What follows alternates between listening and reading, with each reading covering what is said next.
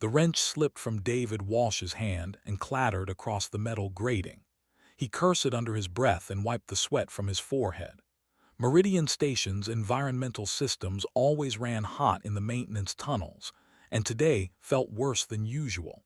He'd been replacing corroded coolant pipes for 6 hours straight, and his back ached from the cramped working position. Just 2 more connections, he muttered to himself, reaching for the wrench. His wife Rita would laugh at him for talking to himself again.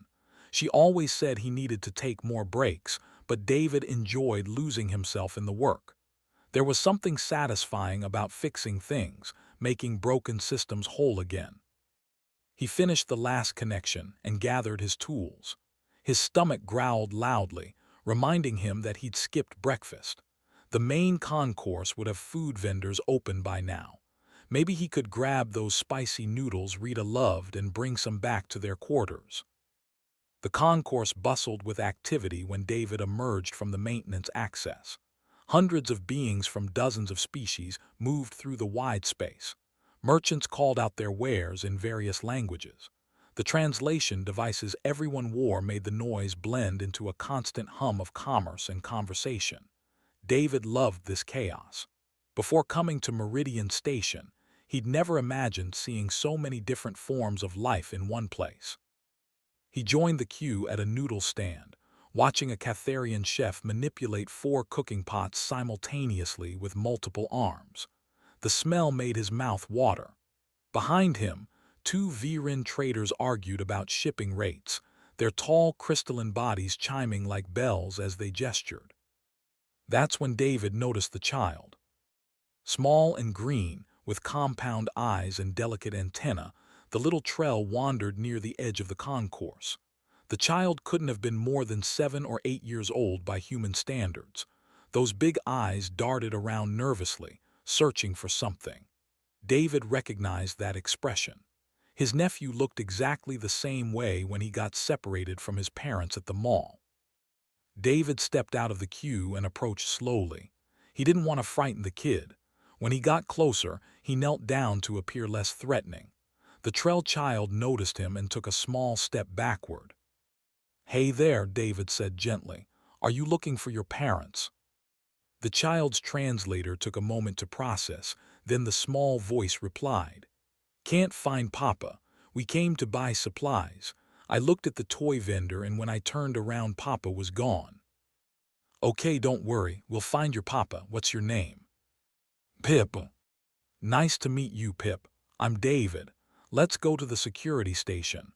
They can call for your Papa over the announcement system." Pip's antenna drooped with relief. The child reached out and took David's offered hand. The small 3-fingered grip felt fragile in his palm. They started walking toward the security station at the far end of the concourse. "Is this your first time on Meridian Station?" David asked, trying to keep Pip calm. "Yes, Papa says we need new filters for our ship. The old ones are breaking." David smiled. "I fix things like that. Maybe I've worked on your ship before. What's it called?" Before Pip could answer, shouting erupted from behind them. David turned to see 3 armored figures pushing through the crowd. They wore the colors of a merchant house, private security by the look of their weapons. People scattered out of their way. "Stop, thief!" one of the guards yelled.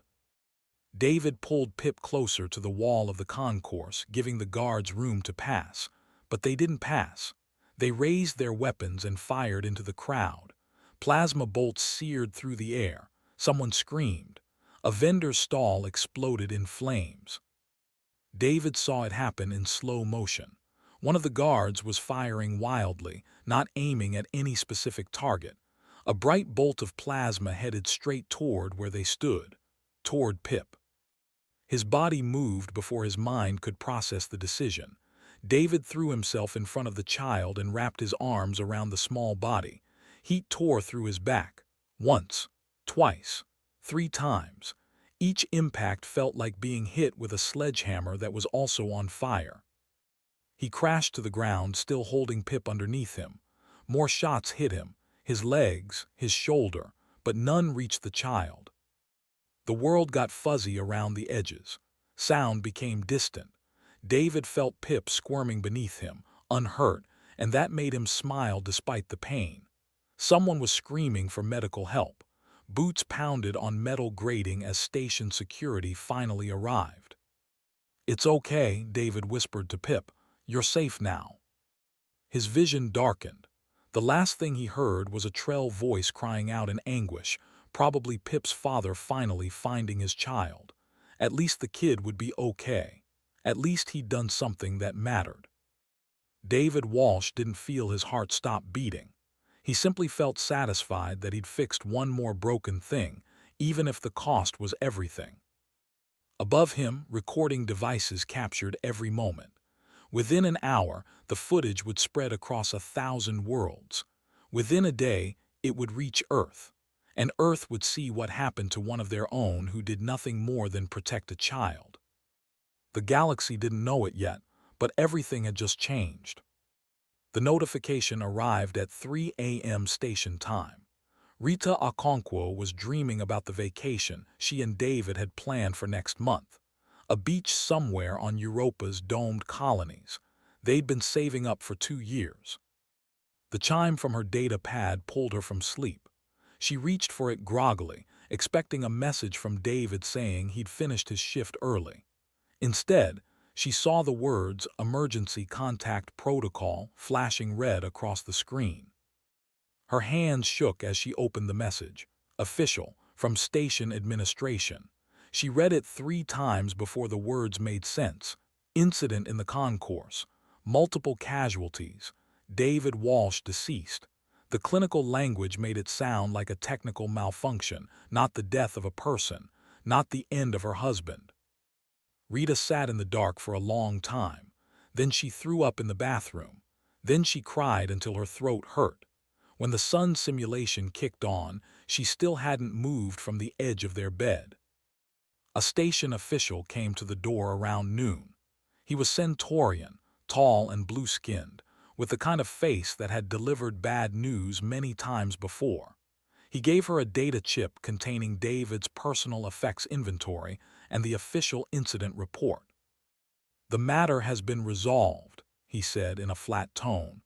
"Merchant Prince Gulvar has paid the standard reparations fine. His security team has been reprimanded. The station council considers this case closed." Rita stared at him. Closed. The security team was pursuing a legitimate target. Your husband was an unfortunate casualty. However, no children were harmed, so the incident falls within acceptable parameters of security operations. "Acceptable parameters," Rita repeated. The words felt like glass in her mouth. The official seemed uncomfortable now. "You'll receive a settlement payment within 3 business cycles. If you wish to file an appeal, the forms are included on the data chip." He left quickly after that. Rita sat holding the data chip for hours before she could bring herself to load it. The incident report was 8 pages long. David's death took up 2 paragraphs. Most of the report focused on property damage to vendor stalls. But there was also video footage, multiple camera angles. Rita knew she shouldn't watch it, but she couldn't help herself. She needed to know what happened in his final moments. The video showed everything. David kneeling to talk with a small alien child. The guards firing wildly into the crowd. David's immediate response, throwing himself over the child without hesitation. The impacts. Him staying there, shielding the kid even after the first shot. Taking more fire to keep the child safe. The way he smiled at the end, checking that the kid was okay before he died. Rita watched it 17 times. By the 18th viewing, she wasn't crying anymore. She was angry. She filed the appeal.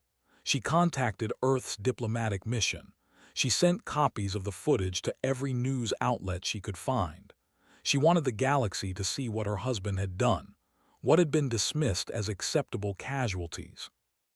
The response surprised her. Messages poured in from across Meridian Station. Other humans who'd seen the footage and were outraged. Alien species expressing sorrow for her loss. Some even called David a hero, though their government stayed quiet about the incident. On Earth, the reaction was different. The footage went viral within hours. Vigils formed in every major city. Millions of people gathered to mourn a maintenance worker they'd never met. News networks played the video on loop, each time focusing on those final moments when David checked on the child before dying. Rita received a call from Earth's government 3 days later. A woman with kind eyes and a serious expression appeared on her screen. "Mrs. Walsh, my name is Admiral Patricia Stone. I command Earth's Defense Fleet. I want you to know that your husband's death is not considered closed, regardless of what the station council claims." Rita felt something in her chest loosen. "What are you saying?" "I'm saying that Earth doesn't accept this judgment. We don't accept that the life of a human protecting a child is worth a simple fine. We don't accept that reckless violence in a public space is acceptable. And we especially don't accept that no one will answer for what happened to David." "But the galactic laws will be challenged," Admiral Stone interrupted. "The footage of your husband's sacrifice has reached every corner of Earth. Our people are demanding justice. Our government agrees. We're currently in discussion with the Galactic Council." Rita wiped her eyes. "They won't listen. I already tried. They said the child wasn't harmed, so everything is fine." Admiral Stone's expression hardened. "They said that to Earth's diplomatic mission as well." Council Director Haven laughed at Ambassador Foster when he protested. "He called us emotional and naive. He suggested we learn how the civilized galaxy handles such matters." "So what happens now?" "Now, Mrs. Walsh, the galaxy learns how Earth handles such matters. I want you to know that David's death means something. It means everything. We won't let it be forgotten or dismissed. Will you work with us?" Rita thought about David smiling in his final moments, content that he'd saved a child. She thought about the cold official saying acceptable parameters. She thought about a merchant prince paying a small fine and going back to his business. "Yes," she said, "I'll work with you. What do you need from me?" "Your testimony, your voice. The galaxy needs to hear from you about who David was, not just what he did, but who he was as a person. Can you do that?" Rita looked at the frozen frame of video on her other screen. David's arms wrapped around a small alien child, protecting a life that wasn't his species, his responsibility, or his problem. Just a kid who needed help. "I can do that," Rita said. "When do we start?" Admiral Stone smiled, and there was steel in it. "We already have. The fleet is mobilizing now." Merchant Prince Gulvar reclined in his private suite overlooking Meridian Station's docking bays. The transparent walls gave him a perfect view of the ships coming and going, a constant reminder of his wealth and influence. He sipped fermented honey wine from a crystal glass and reviewed his latest profit margins. The incident from 2 weeks ago had barely affected his bottom line. The fine had been negligible. His security team had been lectured and released. Business continued as usual. Some of the human workers on the station gave him dirty looks now, but they were easily replaced if they became too troublesome. His data pad chimed. His head of security wanted to speak with him urgently. Gulvar sighed and accepted the call. "What is it, Dravik?" The reptilian's face on the screen looked worried. "Sir, we have a situation. Multiple ships just emerged from FTL at the system's edge. They're broadcasting Earth designations." "So, probably traders. We do business with Earth." "No, sir. These aren't cargo ships. They're warships. 3 heavy cruisers and 12 support vessels. They're in formation and heading directly toward the station."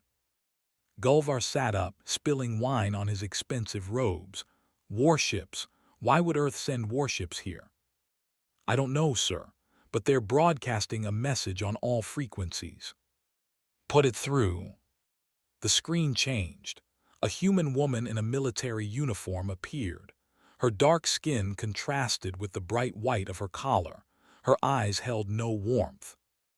"This is Admiral Patricia Stone of the Earth Defense Fleet. We are here on behalf of David Walsh, a citizen of Earth who was killed on Meridian Station 17 days ago. We demand the immediate surrender of Merchant Prince Gulvar and the 3 security personnel involved in the incident. You have 1 hour to comply." Gulvar's throat went dry. This is insane. They can't just come here and demand. Another call came through. The station administrator, a nervous Peluvian named Jedrick. "Prince Gulvar, what is the meaning of this? Why is Earth's military at my station?" "How should I know? Tell them to leave. Cite neutrality protocols." "I already did. The Admiral says she doesn't care about neutrality protocols. She says Earth doesn't recognize Meridian Station's jurisdiction over crimes against humanity." Crimes against humanity. That maintenance worker wasn't murdered. It was an accident during a legitimate security operation. The Council ruled on this. The Admiral says Earth doesn't accept that ruling. She's demanding your surrender and she's not leaving until she gets it. Gulvar ended the call and immediately contacted the Galactic Council. Council Director Haven appeared on screen, looking irritated. "What is this about, Gulvar? I'm very busy. The humans have sent warships to Meridian Station. They want to arrest me for that incident with their maintenance worker.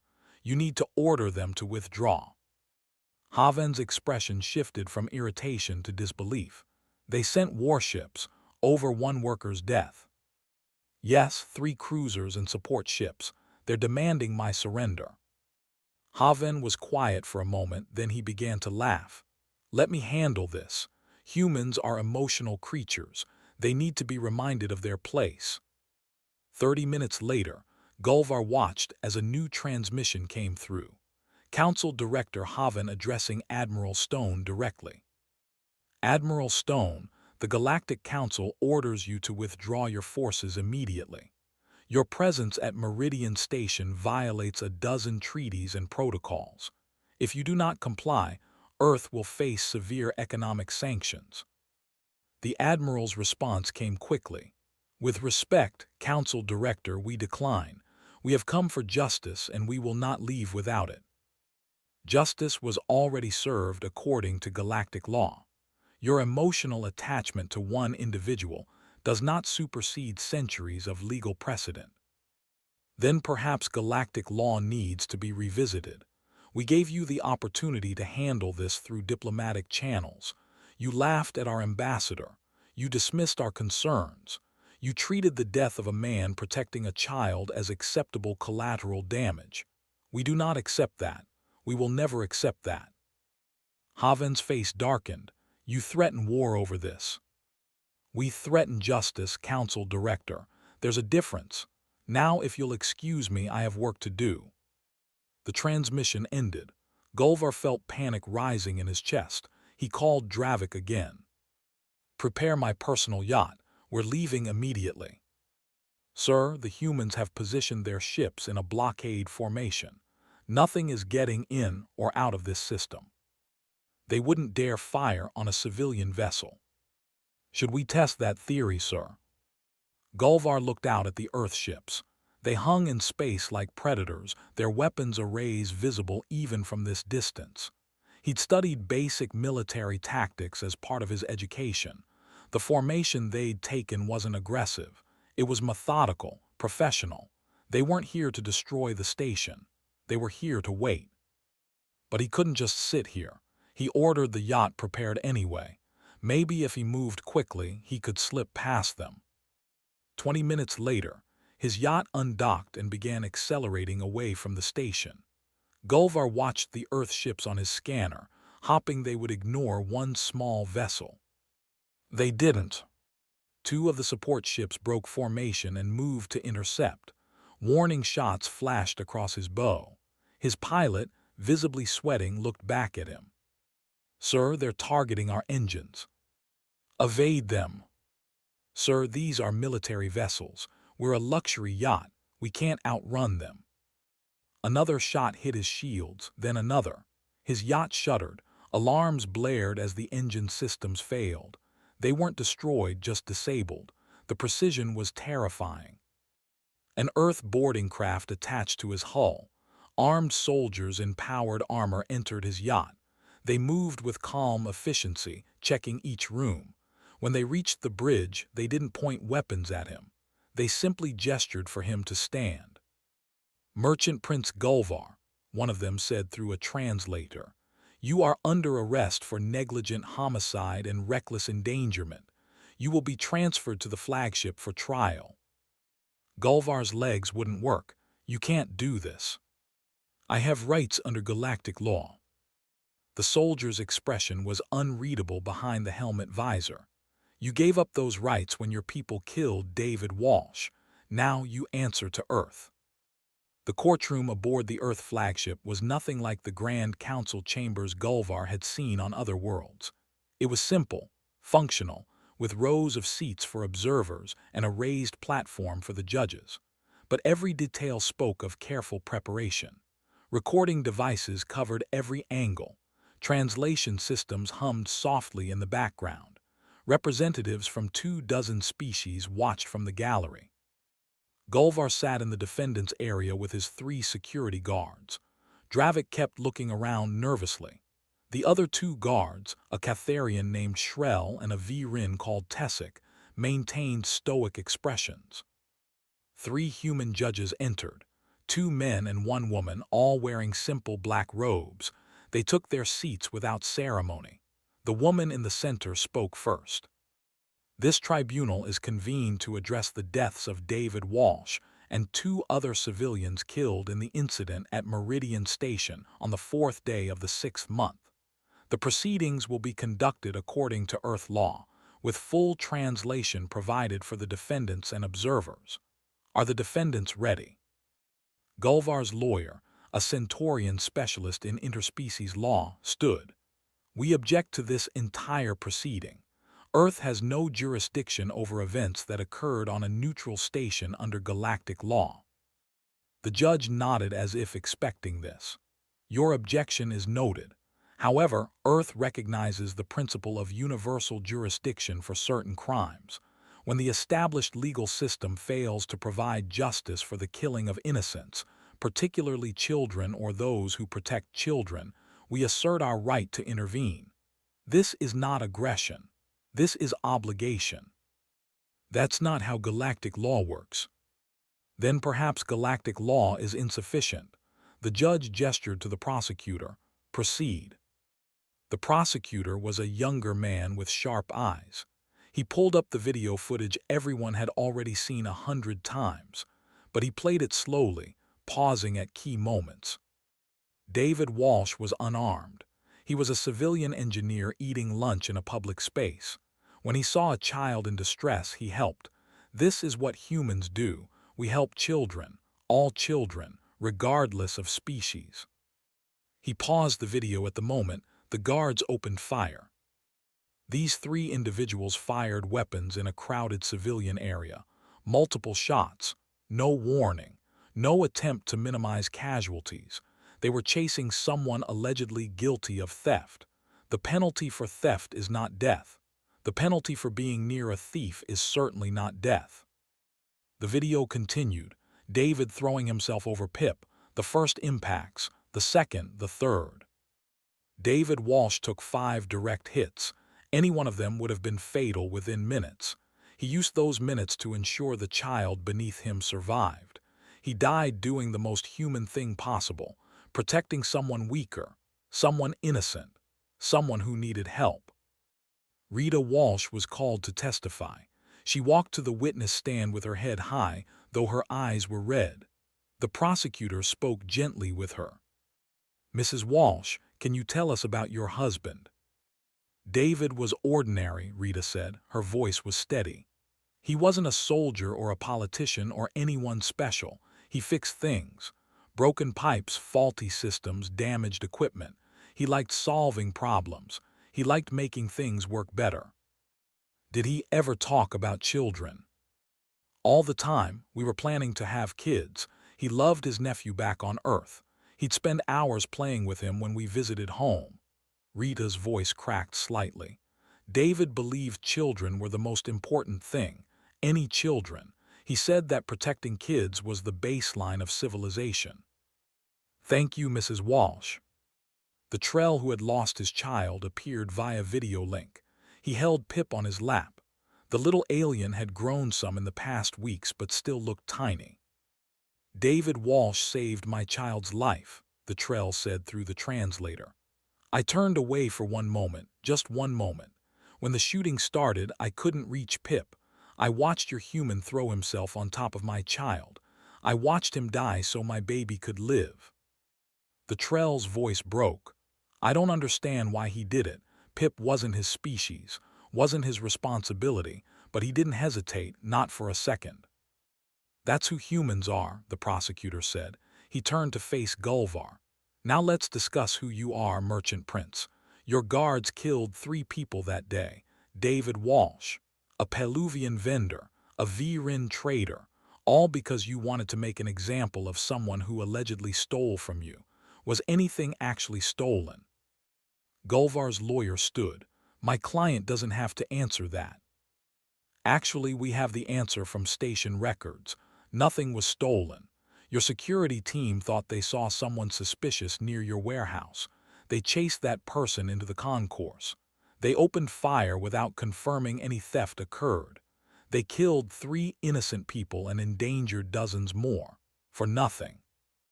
The 3 guards were questioned next. They showed no remorse.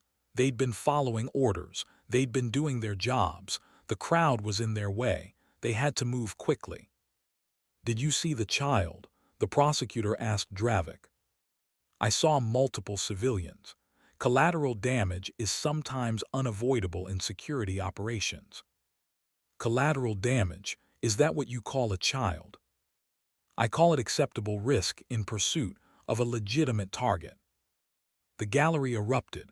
Several alien observers began shouting. The judges called for order. When silence returned, the lead judge looked at the 3 guards with cold eyes. Your callousness is noted. This tribunal will now deliberate. They returned after 30 minutes. The lead judge read the verdict. We find all defendants guilty of negligent homicide and reckless endangerment. The 3 security officers are sentenced to life imprisonment without possibility of parole. They will serve this sentence on Earth. Merchant Prince Gulvar, while you did not pull the trigger, you created the culture that made this incident possible. Your guards acted on your authority, following procedures you established. You are sentenced to 50 years imprisonment. All your assets are seized to provide compensation to the victims' families. Gulvar found his voice. This is illegal. The Galactic Council will never accept this. The judge leaned forward. We don't require their acceptance. We require their understanding. Earth will no longer stand by while innocents die and those responsible pay small fines. David Walsh died protecting a child. That death means something. It means everything, and you will spend the rest of your life remembering why. The guards led them away. Behind them, the galaxy watched and understood that something fundamental had changed about humanity's place in the cosmos. 3 months after the trial, Meridian Station looked different. Earth hadn't withdrawn its fleet. 2 ships remained in permanent orbit, their presence a constant reminder of the new reality. The station administrator had resigned. The new one was human. Rita walked through the concourse where David had died. A memorial plaque marked the spot now. Fresh flowers appeared there daily, left by beings from dozens of worlds. She knelt and touched the metal surface, reading the inscription for the 100th time. David Walsh. He chose compassion over safety. He chose love over life. He showed us what humanity means. Someone small tugged on her sleeve. Rita looked down to see Pip, now slightly taller, antenna twitching nervously. Mrs. Rita, Papa says you're leaving soon. Rita smiled and picked up the child. Pip's parent had asked if she would be okay holding their offspring. Cross-species interaction was still new for many people. Just for a little while. I have to go to Earth for some meetings, but I'll come back. Promise. Promise, you're stuck with me, little one. Pip hugged her neck. The gesture was awkward because Trell anatomy was different from human, but the emotion translated perfectly. Rita had become Pip's honorary aunt over these months. She'd needed something to hold on to, and apparently so had this child who'd survived because of David. Her data pad chimed. News alert. Another incident where a human had intervened to protect alien children. This time, it was a freighter captain named Hannah Brooks. She'd been transporting goods through a disputed sector when she encountered a slaver ship. The slavers had captured a group of young Peluvians, planning to sell them in the outer systems. Hannah had sent one transmission to the slavers.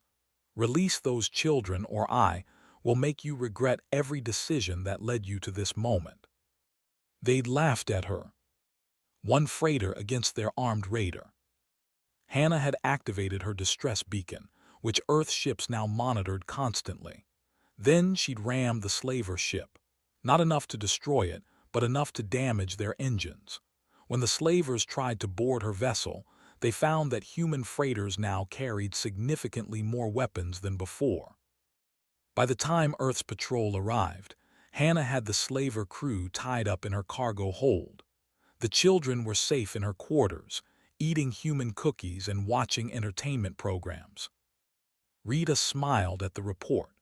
Hannah would probably get in trouble for the ramming maneuver, but Earth's public opinion would make her a hero. The slavers had been turned over to galactic authorities, but with one addition. Earth's new protocols meant they'd be charged under human anti-slavery laws in addition to galactic statutes.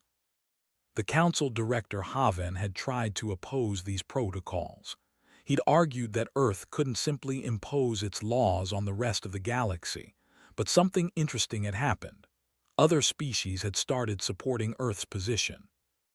The Trell government passed new laws protecting all children, using human standards as a template.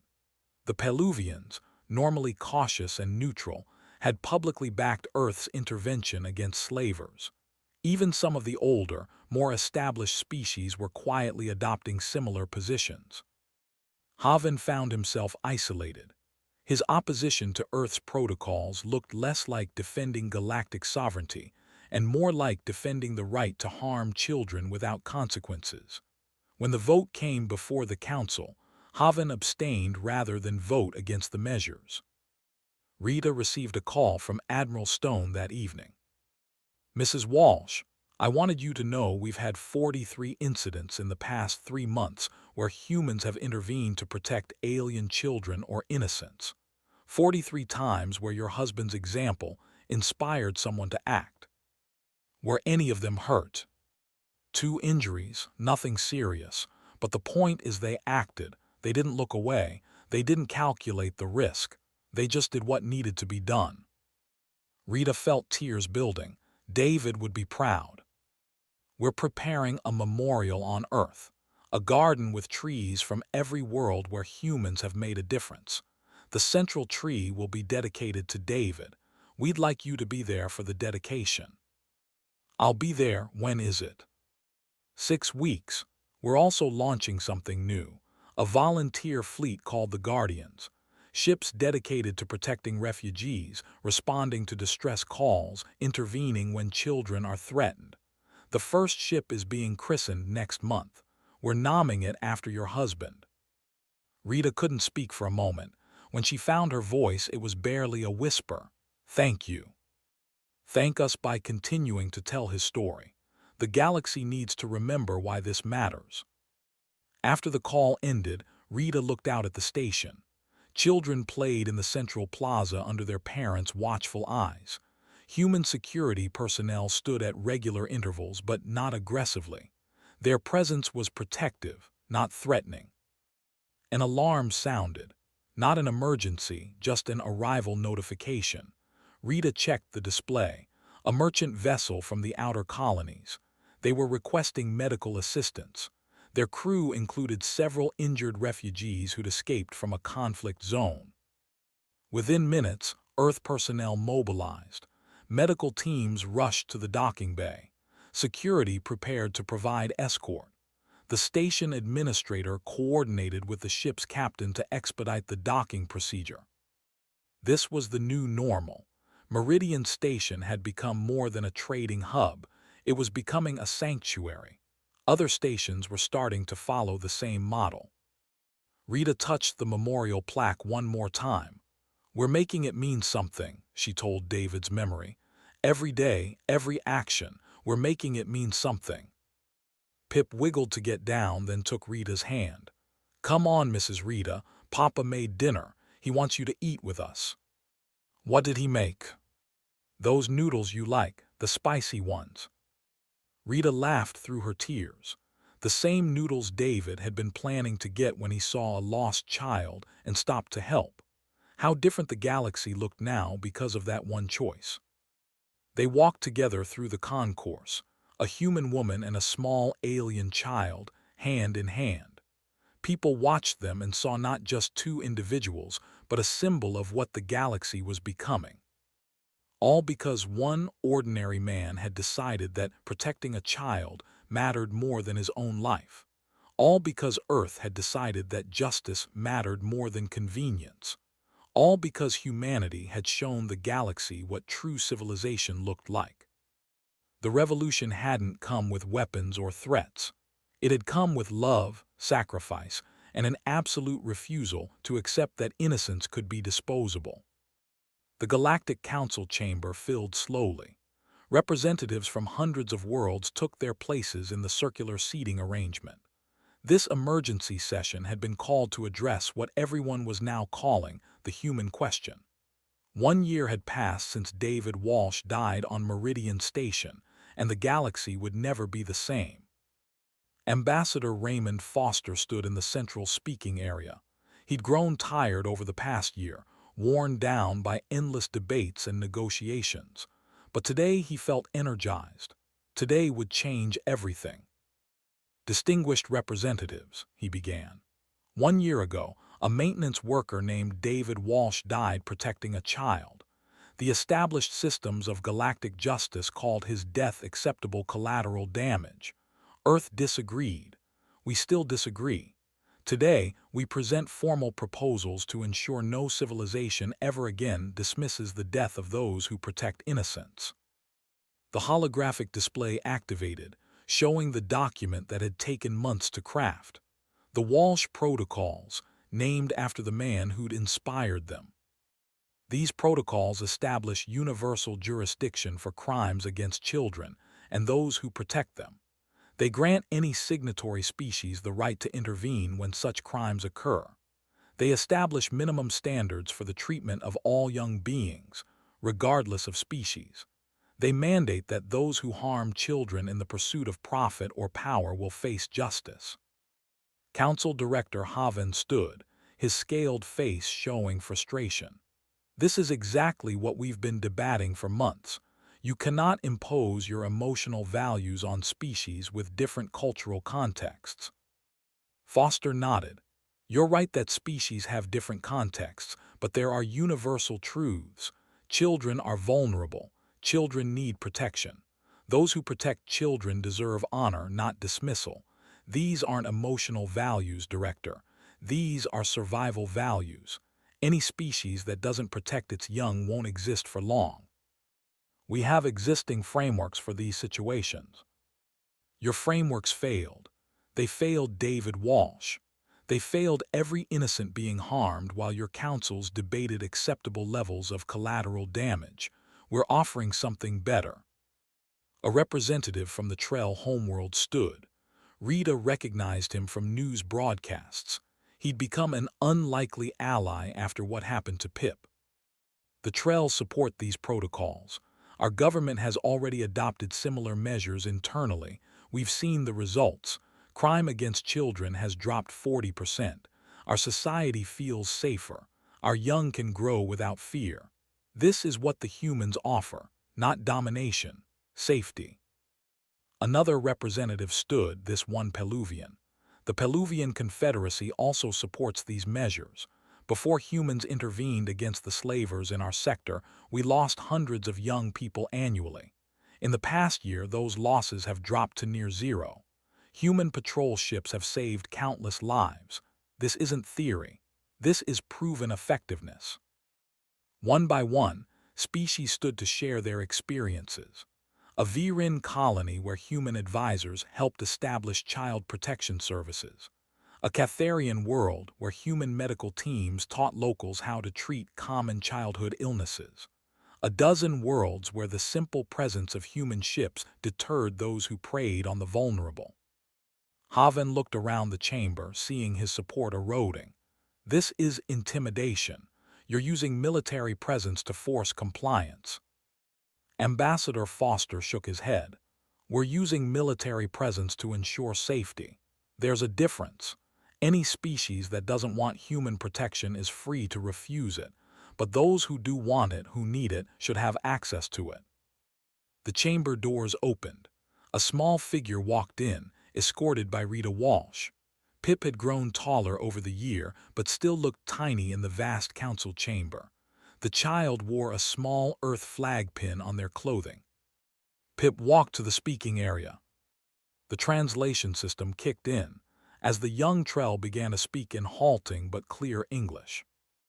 My name is Pip. 1 year ago, a human named David Walsh died to save my life. He didn't know me. He didn't know my species. He just saw a child who needed help. Before David, I was scared of other species. I didn't understand why anyone would help someone different from them. Now I understand.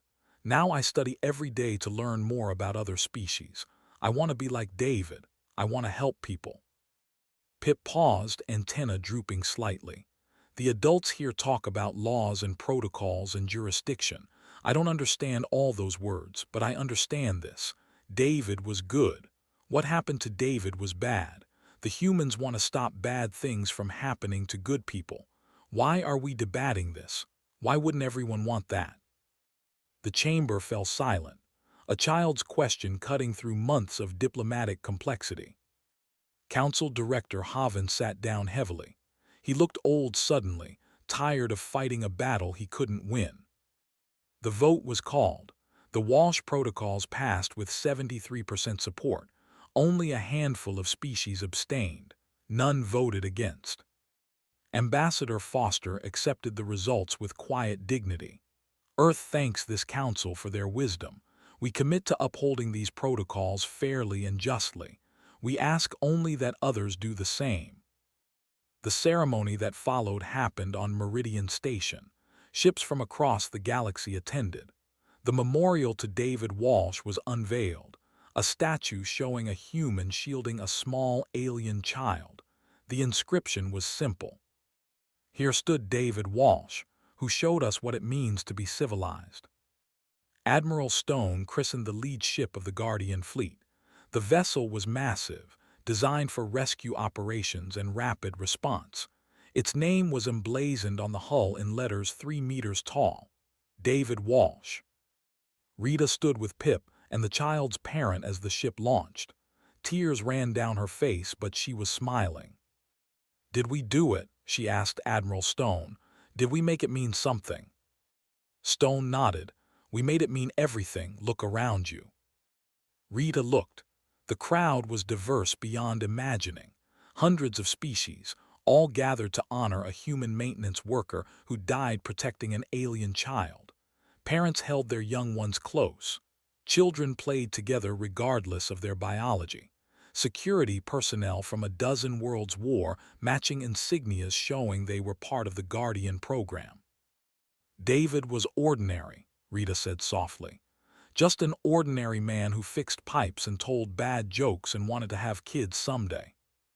That's what makes this powerful, Stone replied. He wasn't exceptional, he was typical. Every human who's intervened to protect innocence this year, they're all ordinary people making the same choice David made. That's the message. We're all capable of this. Pip tugged on Rita's hand, pointing at the ship as it accelerated into the black. The child was already writing, composing the first diplomatic messages in a career that would span decades. Rita pulled Pip close and whispered in the child's ear, "Thank you for giving his death meaning." Pip looked up at her with those compound eyes that had once been full of fear. Now they held determination. "Thank you for showing us who we could become." The galaxy had learned its lesson. Humanity hadn't conquered through superior weapons or advanced technology. They changed everything through the simple, stubborn insistence that protecting children mattered, that justice mattered, that some things were worth dying for and worth fighting for. David Walsh never knew he would change the galaxy. He just knew a child needed help. And in that moment of choice, in that final act of compassion, he'd shown every species what it meant to be truly civilized. The revolution was complete, not through fire and conquest, but through love and sacrifice. The galaxy would never again mistake human patience for weakness. They would never again treat the death of an innocent as acceptable. Because Earth had spoken with absolute clarity.